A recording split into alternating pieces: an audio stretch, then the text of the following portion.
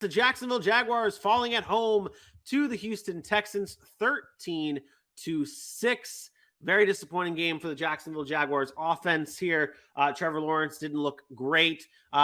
Houston Texans continue to dominate Jacksonville, now winning, I believe it was 9 straight games against the Jacksonville Jaguars. What did you see in this game? What are your takeaways from the Jacksonville Jaguar side of things? A team that you moved up to 13 in your power rankings. You were high on after the performance against Philadelphia and after the performance against Chargers and Colts. Is this now, I don't want to like instant react to things. I don't want to overreact to things, but the Colts now have looked bad in every game they've played this season. The Jaguars pumped them. Maybe that doesn't stand out as much anymore. The Chargers haven't looked that great, so maybe that win doesn't stand out anymore. And then it was a slop fest against Philadelphia, so maybe that doesn't stand out anymore. They lose this game 13-6. Where are we at with the Jacksonville Jaguars? I'm pretty much in the same spot I was a week ago. I still think this is a good team. I'm starting to get concerned with same concerns I had about Doug Peterson in Philly with Jacksonville. I think they're throwing the ball away more than they have to. You get the worst run defense. You get Travis Etienne, who's averaging 7 yards a carry in this game, and you tend to kind of go away from the run. It's not like they were down. They were in this game the whole time. Like it was basically 3-3, 6-6. You know what I mean? It was one touchdown score. So but I just didn't think they ran the ball enough. And Trevor Lawrence, to ask him to throw 50 times is a lot.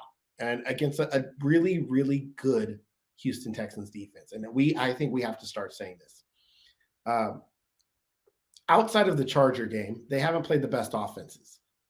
And they played the Colts, the Broncos, the Bears, and the Jags now.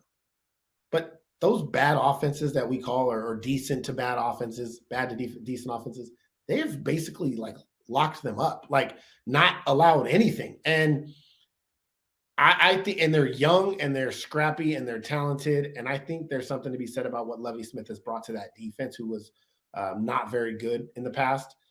So I think that had a lot to do with it. Playing in the division has a lot to do with it. So I'm less concerned about Jacksonville maybe than most people today. I still think they're a good football team. I think they're young, though. And we talked about this. Being young, you're going to lose games like this. You're going to lose division games when your back's against the wall, got some adversity. I think people are so quick to see a team, they're 13th in the power ranking. They got to win every game now. They got to beat every bad team, every bad football team they play. No, this is the NFL. It's division football. It happens. It's tough that they lost at home the way they did, but I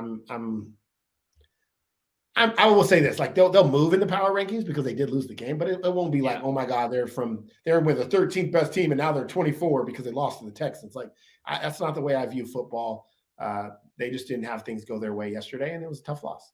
Yeah, Trevor Lawrence in this game did not look too great, though. 25-47, 286 yards and 2 interceptions. This game for the Jaguars, I thought, was a very young game.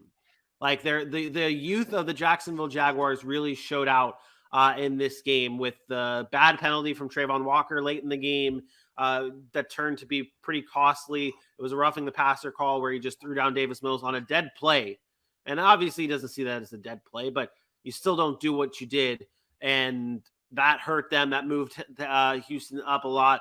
And then not being able to stop the run when it matters. Dameon Pierce had a good day on the ground, 99 yards, a touchdown on 13 carries. That's a good day for Dameon Pierce, who continues to look good for Houston, but a sign for the Jaguars that's got to stand out. I do want to point out, because I've heard the criticism of Trevor Lawrence today and a number of times, what's considered a stupid mistake. And there's an interception that Trevor Lawrence threw in the end zone. Yep. And a lot of Jaguars fans are going to look at that and say it was a stupid mistake. It wasn't actually a Trevor Lawrence mistake. And I could go into why it's not a mistake. It was actually the right throw. I believe it was the Derek Stingley interception. I think that's who intercepted in the end zone. Yep. So for the average fan, you're going to be like, why do you throw that? That's a terrible mistake. If you watch the play, and they gave you the perfect view when they showed it behind Trevor Lawrence, anytime a defender's back is to you, watch what the great quarterbacks do. That is Tom Brady. What is happening? Why can I not get this up? Hold on. Continue. So I wanted to bring it up because that was an interception in the red zone. Everybody like, oh my God, that could have cost them the game. It was in the red zone. Obviously takes points off the board. It was actually the right throw. The result was bad, but the throw, you're only doing two things in that situation. You're either throwing it away or you're throwing it to the guy who's the defender who's in front of him. His back is turned. The back's turned. So, right. So when he starts to throw that ball, look at Derek Stingley's back. He's not looking at Derek Stingley anymore. He's like, okay, that guy's head is inside. His back is to me. I'm going to throw that ball. It's going to be up and outside where his guy's going to catch it. Derek Stingley turns all the way around to make that play. That is an amazing play by a young cornerback.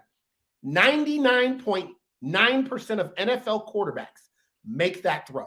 It's the oldest thing in the book. Is a defender's back is to you, you make that throw. That Derek Stingley turns all the way around to make that interception. It's quick, it's fast, but when Trevor Lawrence makes that decision, Derek Stingley is not looking at him. His head is actually inside, which means he's probably looking at that receiver right there. By the time he turns around, it's usually too late. It's usually too late. I'm telling you, look what Trevor Lawrence sees right here. He sees his guy coming across the field and the defender's back is to him.